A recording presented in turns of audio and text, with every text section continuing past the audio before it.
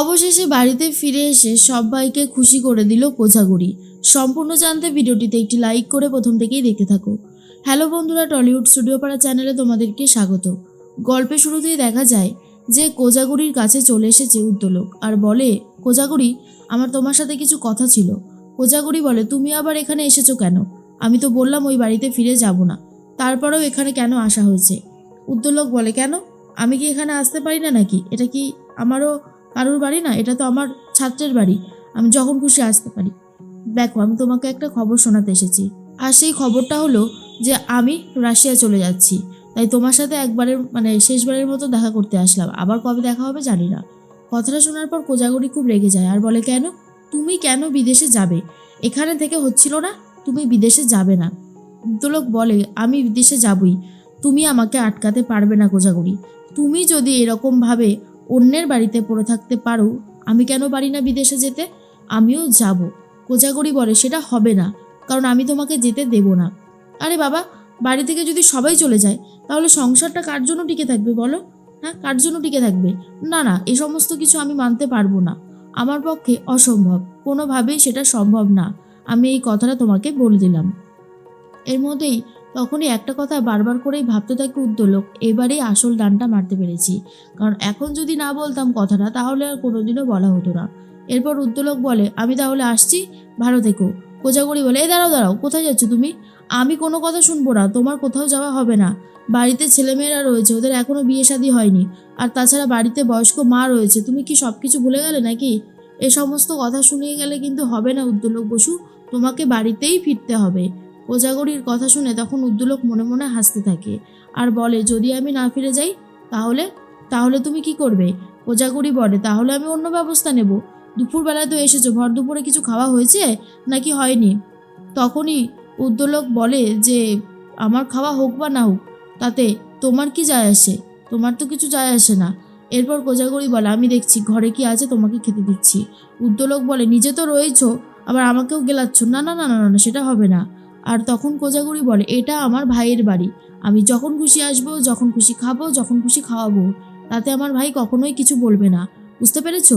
উদ্যোলক বলে, বাবা, এত শিগগিরই আবার এইসবও হয়ে গেছে নাকি? হ্যাঁ, দেখো, ভালোই ভালোই বাড়িটা ফিরে চলো। বাড়িতে যদি তুমি না থাকো তাহলে আমিও ওই বাড়িতে থাকবো না। আশা করি তুমি আমার কথাটা বুঝতে পেরেছো। এরপরে যদি বুঝতে না পারো তাহলেও আমার আর কিছু করার নেই। এবার তুমি ভেবেচিন্তে দেখো তুমি কি করবে না করবে।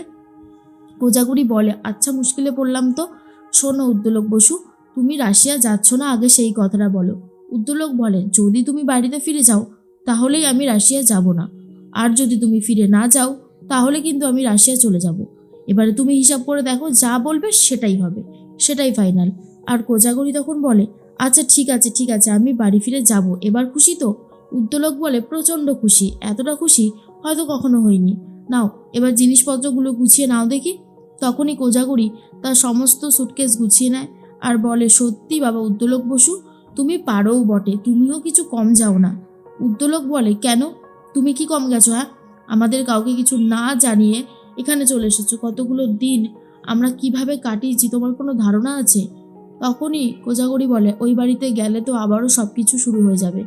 উদ্যোলক বলে, আর কিচ্ছু শুরু হবে না, আমি তো বলছি, তুমি একটু ভরসা আর বিশ্বাস রেখে চলো, বাকিটা সব ঠিক হয়ে যাবে। এসো, আমরা এক্ষুনি রওনা দিয়ে তাড়াতাড়ি পৌঁছে যাব।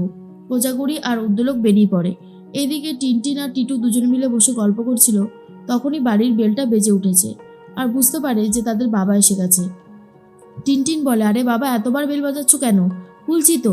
দরজাটা খুলে দেয় আর উদ্যোলক বলে, আরে বেল বাজাবো না, যার বাড়ি সে ফিরে এসেছে, এর থেকে ভালো খবর আর কী বা হতে পারে? কোজাগরিকে দেখে টিনটিন জড়িয়ে ধরে আর বলে, মা, মা, তুমি ফিরে এসেছো, আমি খুব খুশি হয়েছি। ঠাম্মি, তোতা, তোমরা সবাই কোথায়? এই দেখো, মা ফিরে এসেছে বাড়িতে। আর তখনই তোতা, টিনটিন সবাই এত খুশি হয়ে যায়। তোতা তখন বলে, সত্যি মা ফিরে এসেছে।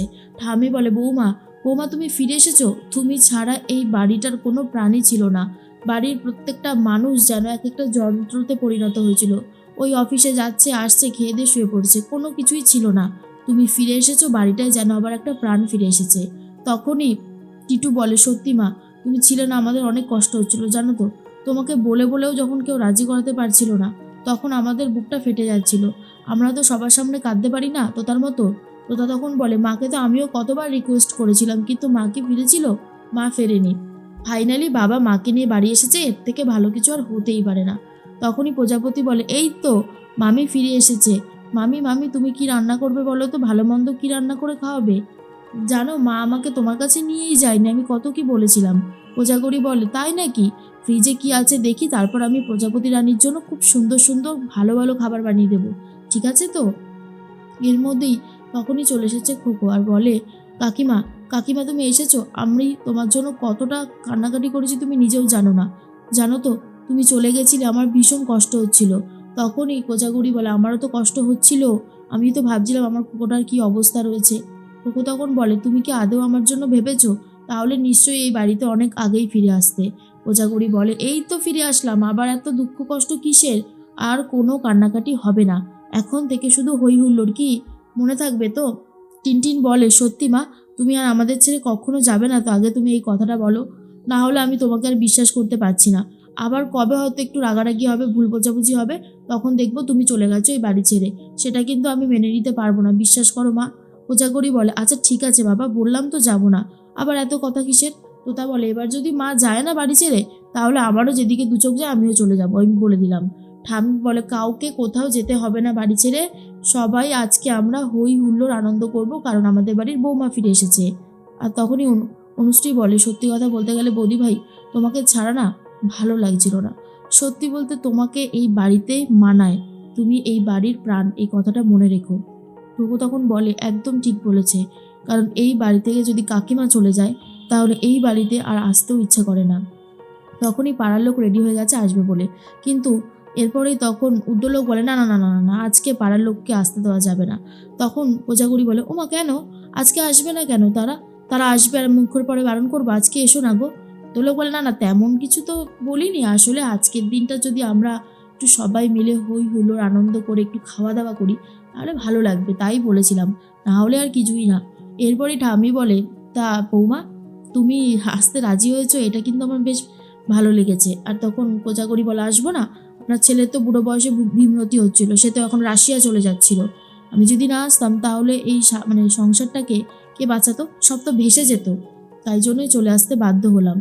এরপর টিনটিন, টিটু আর তোতা তিনজন মিলেই মাকে জড়িয়ে ধরে আর বলে, কখনো তুমি আমাদেরকে ছেড়ে কোথাও যাবে না, তোমাকে আমরা ভীষণ ভালোবাসি, তুমি যদি জীবনে না থাকো তাহলে জীবনটাই মনে হয় বৃথা। উর্দলোকও খুব খুশি হয়েছে, কারণ যেভাবে কোজাগরি বিগড়ে গেছিল, আসবে না বলছিল এই বাড়িতে ফিরে, তার জন্য খুবই চিন্তা হচ্ছিল। আর এখন কোজাগরি ফিরে এসেছে, তাই এখন বাড়ির প্রত্যেকটা মানুষই খুবই খুশি হয়ে গেছে। আর তখনই টিটু বলে, অবশেষে মা ফিরে এসেছে, বাড়ির প্রাণও ফিরে এসেছে, আর প্রত্যেকজনের মুখে দেখো কি হাসি, হাসি আর থামছে না।